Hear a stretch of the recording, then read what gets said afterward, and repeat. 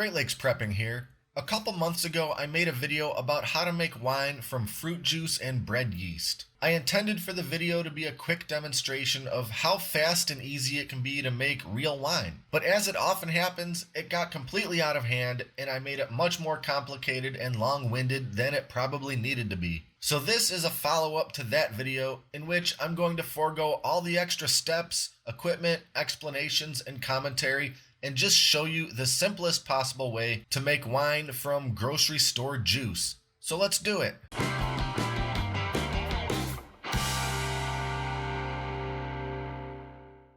Step 1. Get a 2-quart bottle of grape juice. Make sure to get plain, regular grape juice, not fruit cocktail or anything like that. It's okay if it's from concentrate or has something like ascorbic acid listed in the ingredients, but make sure not to use anything that contains sodium benzoate or potassium sorbate. Step 2.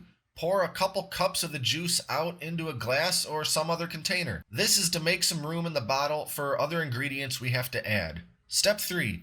Add 2 cups of white sugar to the bottle.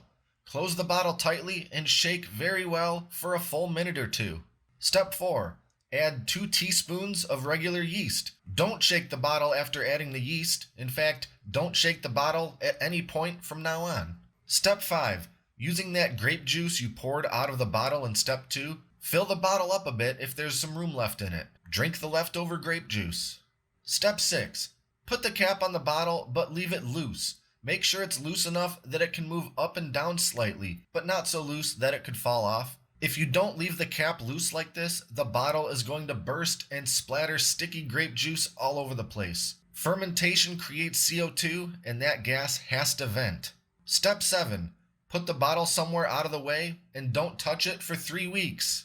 Step 8. Drink it. Slowly pour your wine into a glass, taking care not to disturb all the sediment that's settled at the bottom of the bottle. Pouring slowly and carefully will ensure you don't get a bunch of that in your glass. Or if you prefer, you can run all of it through a coffee filter to get rid of the sediment altogether. And if you prefer your wine chilled, just stick the whole bottle in the fridge for a couple hours. And that's it.